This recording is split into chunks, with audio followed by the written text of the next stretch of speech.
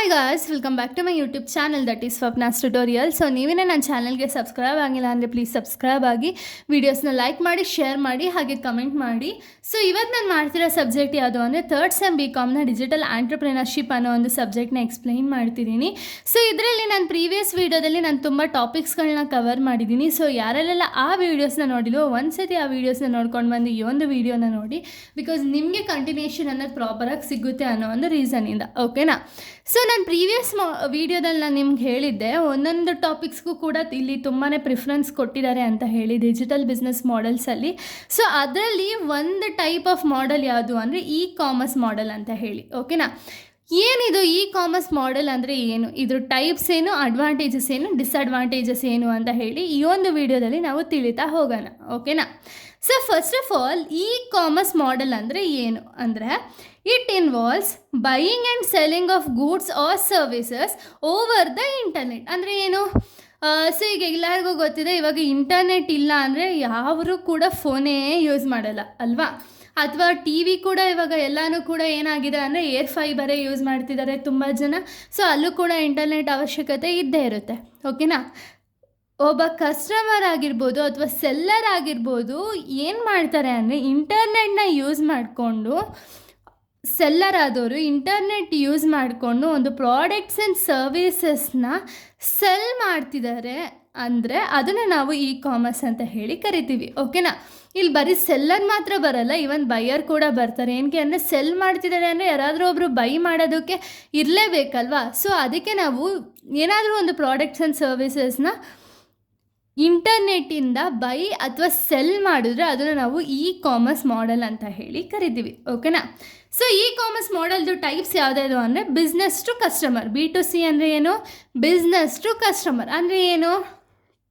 So ಇಲ್ಲಿ it is a process where the buying and selling takes place between business and the customer ಅಥವಾ ಕನ್ಸ್ಯೂಮರ್ನ ನಾವು B2C ಅಂತ ಹೇಳಿ ಕರಿತೀವಿ. ಓಕೆನಾ? Example Amazon.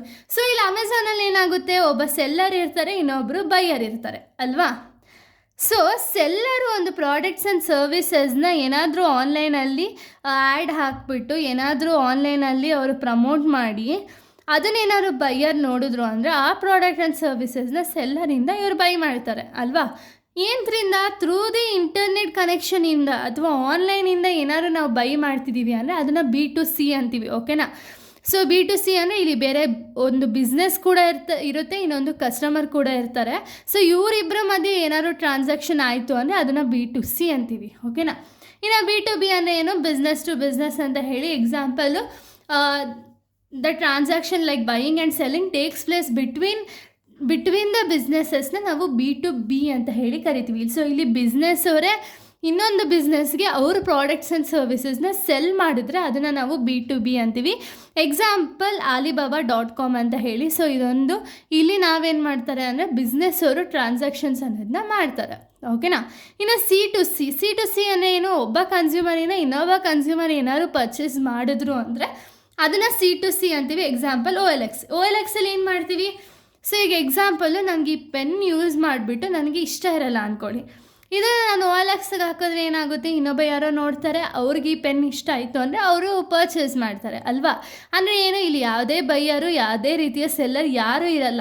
ಬಟ್ ಏನು, ಒಬ್ಬ ಕನ್ಸ್ಯೂಮರು ಇನ್ನೊಬ್ಬ ಕನ್ಸ್ಯೂಮರ್ಗೆ ಆಫರ್ ಮಾಡ್ತಾರೆ ಅವ್ರ ಪ್ರಾಡಕ್ಟ್ಸ್ ಆ್ಯಂಡ್ ಸರ್ವಿಸಸ್ ಇಷ್ಟ ಇದ್ದರೆ ಬೈ ಮಾಡೋದಕ್ಕೆ, ಇಲ್ಲ ಅಂದರೆ ಬೇಡ ಅನ್ನೋದಕ್ಕೆ. ಓಕೆನಾ? ಅದನ್ನು ನಾವು C2C ಅಂತೀವಿ. Example OLX. ಓಕೆನಾ? ಸೊ ಇದ್ರ ಫೀಚರ್ಸ್ನ ನಾವು ನೋಡೋದಾದರೆ ಆನ್ಲೈನ್ ಟ್ರಾನ್ಸಾಕ್ಷನ್ಸ್ ನಿಮ್ಗೆಲ್ಲರಿಗೂ ಗೊತ್ತಿದೆ.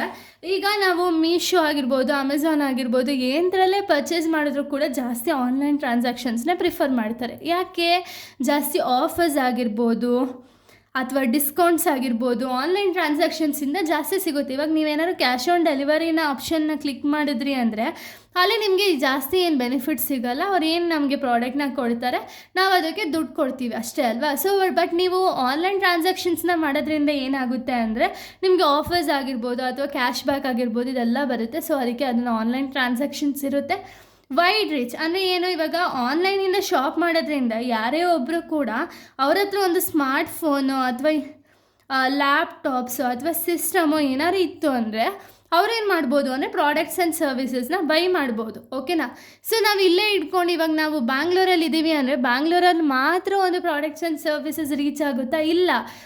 ಅದು ಈ ಬ್ಯಾಂಗ್ಳೂರಿಂದ ಮಂಗಳೂರು ಆಗಿರ್ಬೋದು, ಇನ್ನು ಬೇರೆ ಬೇರೆ ಕಡೆ ಆಗಿರ್ಬೋದು, ಎಲ್ಲ ಕಡೆ ರೀಚ್ ಆಗುತ್ತಲ್ವ, ವರ್ಲ್ಡ್ ವೈಡ್ ಆಗಿ ರೀಚ್ ಆಗುತ್ತೆ. ಓಕೆನಾ. ಅದಕ್ಕೆ ನಾವು ಆನ್ಲೈನ್ ಟ್ರಾನ್ಸಾಕ್ಷನ್ಸ್ನ ವರ್ಲ್ಡ್ ವೈಡ್ ಅಂತೀವಿ. ಬರೀ ಇಲ್ಲಿ ಮಾತ್ರ ಅಲ್ಲ, ಈ ಸರೌಂಡಿಂಗ್ಸಲ್ಲಿ ಮಾತ್ರ ಅಲ್ಲ, ತುಂಬ ಕಡೆ ರೀಚ್ ಆಗುತ್ತೆ. ಓಕೆನಾ, ಪ್ರಾಡಕ್ಟ್ಸ್ ಆ್ಯಂಡ್ ಸರ್ವಿಸಸ್ಸು. ಇನ್ನು ನೆಕ್ಸ್ಟ್ 24/7 ಅವೈಲಬಲ್ ಅಂದರೆ ಏನು, ಇವಾಗ ನೀವು ಫಿಸಿಕಲ್ ಸ್ಟೋರ್ ಇತ್ತು ಅಂದರೆ, ಇವಾಗ ನಿಮ್ಮ ಮನೆ ಹತ್ರ ಯಾವುದೋ ಒಂದು ಬಟ್ಟೆ ಅಂಗಡಿ ಇದೆ ಅಂದ್ಕೊಳ್ಳಿ. ಆ ಬಟ್ಟೆ ಅಂಗಡಿ ಯಾವಾಗ ಓಪನ್ ಆಗುತ್ತೆ? ಮಾರ್ನಿಂಗ್ ಒಂದು ಸ್ವಲ್ಪ ಹೊತ್ತು, ಈವ್ನಿಂಗ್ ಸ್ವಲ್ಪ ಹೊತ್ತು ಓಪನ್ ಆಗುತ್ತೆ. ಮಧ್ಯದಲ್ಲಿ ಒಂದು ಗ್ಯಾಪ್ ಅನ್ನೋದನ್ನ ಕೊಡ್ತಾರೆ. ಗ್ಯಾಪ್ ಕೊಟ್ಟ ಮೇಲೆ ಮತ್ತೆ ಸಂಜೆ ಒಂದು 10 ಅಥವಾ 11ಗೆಲ್ಲ ಕ್ಲೋಸ್ ಮಾಡಿಬಿಡ್ತಾರೆ ಅಲ್ವಾ. ಆದರೆ ನಿಮ್ಗೇನಾದರೂ ಅಮೆಝಾನು, ಮೀಶೋ, ಫ್ಲಿಪ್ಕಾರ್ಟು ಇವ್ರು ಏನಾದರೂ ಯಾವಾಗಾದ್ರೂ ಮಧ್ಯದಲ್ಲಿ ಕ್ಲೋಸ್ ಮಾಡಿರೋದನ್ನ ನೋಡಿದ್ದೀರಾ? ಇಲ್ಲ ಅಲ್ವಾ. 24/7 ಸರ್ವಿಸಸ್ ಅನ್ನೋದನ್ನ ಇವರು ಪ್ರೊವೈಡ್ ಮಾಡ್ತಾ ಹೋಗ್ತಾರೆ. ಓಕೆನಾ. ಇನ್ನು ನೆಕ್ಸ್ಟು ವೆರೈಟಿ ಆಫ್ ಪ್ರಾಡಕ್ಟ್ಸ್ ಅಂದರೆ ಏನು, ಇಲ್ಲಿ ನಮಗೆ ಬರೀ ಇವಾಗ ನೀವೇ ಒಂದು ಯಾವುದೋ ಒಂದು ಅಮೆಝಾನೇ ತೊಗೊಳ್ಳಿ. ಓಕೆನಾ. ಅಮೆಝಾನ್ ಪ್ಲ್ಯಾಟ್ಫಾರ್ಮ್ನ ನೀವು ಕ್ಲಿಕ್ ಮಾಡಿದಾಗ ನಿಮ್ಗೆ ಅಲ್ಲಿ ಬರೀ ರೇಷನ್ನೇ ಬೇಕು, ಅಥವಾ ನನಗೆ ಬರೀ ಸ್ಮಾರ್ಟ್ಫೋನ್ಸೇ ಬೇಕು, ಲ್ಯಾಪ್ಟಾಪ್ಸೇ ಬೇಕು ಅಂದರೆ ಬರೀ ಒಂದೇ ಇಂಡಿವಿಜುವಲ್ ಪ್ರಾಡಕ್ಟ್ಸ್ ಇರುತ್ತೆ ಅಲ್ಲಿ. ಇಲ್ಲ, ತುಂಬ ಸಾಕಷ್ಟು ವೆರೈಟೀಸ್ ಆಫ್ ಪ್ರಾಡಕ್ಟ್ಸ್ ಇರುತ್ತೆ. ನಿಮ್ಗೆ ಏನು ನೆಸೆಸರಿಯಿಂದ ಅಲ್ಟಿಮೇಟ್ ಯೂಸ್ವರೆಗೂ ಕೂಡ ನಮಗೆ ಏನೇನೆಲ್ಲ ಪ್ರಾಡಕ್ಟ್ಸ್ ಬೇಕಾಗಿರುತ್ತೋ ಪ್ರತಿಯೊಂದು ಪ್ರಾಡಕ್ಟ್ಸ್ ಕೂಡ ಸಿಗುತ್ತೆ ಅಲ್ವಾ. ಸೊ ವೆರೈಟೀಸ್ ಆಫ್ ಪ್ರಾಡಕ್ಟ್ಸ್ ನಮಗೆ ಈ ಒಂದು ಆನ್ಲೈನ್ ಪ್ಲ್ಯಾಟ್ಫಾರ್ಮ್ಸಲ್ಲಿ ಸಿಗ್ತಾ ಹೋಗುತ್ತೆ. ಓಕೆನಾ. ಇನ್ನು ನೆಕ್ಸ್ಟ್ ಡಿಜಿಟಲ್ ಪೇಮೆಂಟ್ ಸಿಸ್ಟಮ್. ನಾನು ಆಗಲೇ ಹೇಳ್ದಂಗೆ ಡಿಜಿಟಲ್ ಆಗಿ ಪೇಮೆಂಟ್ ಅನ್ನೋದನ್ನ ಮಾಡೋದ್ರಿಂದ ಕ್ಯಾಶ್ಲೆಸ್ ಟ್ರಾನ್ಸಾಕ್ಷನ್ ಅನ್ನೋದಾಗುತ್ತೆ, ಟೈಮ್ ಕನ್ಸ್ಯೂಮಿಂಗ್ ಅನ್ನೋದು ರೆಡ್ಯೂಸ್ ಆಗುತ್ತೆ. ಸೊ ಇದೆಲ್ಲ ಇರುತ್ತೆ. ಓಕೆನಾ. ಇದೆಲ್ಲ features of E commerce model ಅಂತ ಹೇಳಿ. ಇನ್ನು ನೆಕ್ಸ್ಟ್ ಅಡ್ವಾಂಟೇಜಸ್ನ ನೋಡೋದಾದರೆ, ಅಡ್ವಾಂಟೇಜಸ್ ಬಂದುಬಿಟ್ಟು ಕನ್ವೀನಿಯನ್ಸ್ ಅಂದರೆ ಏನು, ನಮ್ಗೆ ಎಲ್ಲಿ ಬೇಕೋ ಅಲ್ಲಿ ಕೂತ್ಕೊಂಡು ಬೈ ಮಾಡ್ಬೋದು. ಯಾವ ಪ್ರಾಡಕ್ಟ್ಸ್ ಬೇಕೋ ಆ ಪ್ರಾಡಕ್ಟ್ಸ್ನ ಬೈ ಮಾಡ್ಬೋದು. ಯಾವ ಥರ ಕ್ವಾಲಿಟಿ ಬೇಕೋ ಆ ಥರ ಕ್ವಾಲಿಟಿನ ಚೆಕ್ ಮಾಡ್ಕೊಂಡು ಬೈ ಮಾಡ್ಬೋದು. ಅಂದರೆ ನಮ್ಮ ಒಂದು ಕನ್ಸ್ಯೂಮರ್ಗೆ ಯಾವ ರೀತಿ ಪ್ರಾಡಕ್ಟ್ಸ್ ಅವಶ್ಯಕತೆ ಇದೆ ಅಂಥ ಒಂದು ಪ್ರಾಡಕ್ಟ್ಸ್ನ ನಾವು ಕನ್ವೀನಿಯನ್ಸ್ ಆಗಿ ಬೈ ಮಾಡ್ಬೋದು. ಓಕೆನಾ. ಇನ್ನು ನೆಕ್ಸ್ಟ್ ಬಂದುಬಿಟ್ಟು ಲೋ ಕಾಸ್ಟ್ ಅಂದರೆ ಏನು, ನಮಗೆ ಫಿಸಿಕಲ್ ಸ್ಟೋರ್ಸ್ನ ಲೆಕ್ಕ ಹಾಕಿದ್ರೆ ಆನ್ಲೈನಲ್ಲೇ ಪ್ರೈಸಸ್ ಅನ್ನೋದು ಸ್ವಲ್ಪ ಕಡಿಮೆ ಇರುತ್ತೆ ನನ್ನ ಪ್ರಕಾರ ಅಲ್ವಾ. ಸೊ ಅದಕ್ಕೆ ಲೋ ಕಾಸ್ಟ್ ಅನ್ನೋದಿದೆ. ಇನ್ನು ನೆಕ್ಸ್ಟ್ ನೋಡೋದಾದರೆ, ಸೊ ನೋಡಿ ನೆಕ್ಸ್ಟ್ ಬಂದುಬಿಟ್ಟು ಗ್ಲೋಬಲಿ ರೀಚ್. ನಾನು ಆಗಲೇ ಹೇಳ್ದಂಗೆ ಗ್ಲೋಬಲ್ ಆಗಿ ರೀಚ್ ಆಗುತ್ತೆ ಪ್ರಾಡಕ್ಟ್ಸ್ ಅನ್ನೋದು. ಫಾಸ್ಟೆಸ್ಟ್ ಟ್ರಾನ್ಸಾಕ್ಷನ್ ಅಂದರೆ ಇವಾಗ ನಿಮಗೆ 24 ಅವರ್ಸಲ್ಲಿ ಒಂದು ಪ್ರಾಡಕ್ಟ್ಸ್ ಅನ್ನೋದನ್ನ ಡೆಲಿವರಿ ಆಗುತ್ತೆ, ಅಥವಾ ಒಂದು 10 ಅವರ್ಸು. ಇವಾಗ ಇಲ್ಲ, ಇನ್ನು ರೇಷನ್ಗಳೆಲ್ಲ ಆದರೆ ನೀವು ಅಕಸ್ಮಾತ್ ಏನಾದ್ರು ಇವಾಗ ಹೌಸ್ ಹೋಲ್ಡ್ ಐಟಮ್ಸ್ ಎಲ್ಲ ಮಾಡಿದ್ರೆ 10 ಮಿನಿಟ್ಸ್ ಡೆಲಿವರಿ ಆಪ್ಷನ್ಸ್ ಎಲ್ಲ ಕೊಟ್ಟಿರ್ತಾರೆ ಅಲ್ವಾ. ಸೊ ಅವಾಗೇನಾಗುತ್ತೆ ಅಂದರೆ ನಮಗೆ ಏನು ಕಸ್ಟಮರ್ಸ್ಗೆ ಅಥವಾ ಕನ್ಸ್ಯೂಮರ್ಸ್ಗೆ ಏನು ನೆಸೆಸರಿ ಇರುತ್ತೋ ಅದನ್ನು ನಾವು ಕ್ಲಿಕ್ ಮಾಡಿ ಬೇಗನೆ ಟ್ರಾನ್ಸಾಕ್ಷನ್ಸ್ ಅನ್ನೋದು ಕೂಡ ಮಾಡ್ಬೋದು. ಇವಾಗ ಆ ಒಂದು ಪ್ರಾಡಕ್ಟ್ ನಮ್ಗೆ ಏನು ಬೇಕೋ ಅದನ್ನು ಸೆಲೆಕ್ಟ್ ಮಾಡಿದ ತಕ್ಷಣ ಅಲ್ಲೇ ಪೇಮೆಂಟ್ ಆಪ್ಷನ್ ಇರುತ್ತೆ, ಬೇಗನೆ ಪೇಮೆಂಟ್ ಮಾಡ್ಬೋದು. ಇಲ್ಲ ನಮಗೆ ಪೇಮೆಂಟ್ ಮಾಡೋದು ಬೇಡ, ಮನೆ ಹತ್ರ ಬಂದಮೇಲೆ ಮಾಡೋಣ ಅಂದರೆ ಹೌದು, ಕ್ಯಾಶ್ ಆನ್ ಡೆಲಿವರಿ ಆಪ್ಷನ್ ಇರುತ್ತೆ. ಅಂದರೆ ಫಾಸ್ಟರ್ ಟ್ರಾನ್ಸಾಕ್ಷನ್ಸ್ ಅನ್ನೋದು ಜಾಸ್ತಿ ಇರುತ್ತೆ. ಓಕೆನಾ. ಇದೆಲ್ಲ ಅಡ್ವಾಂಟೇಜಸ್ಸು.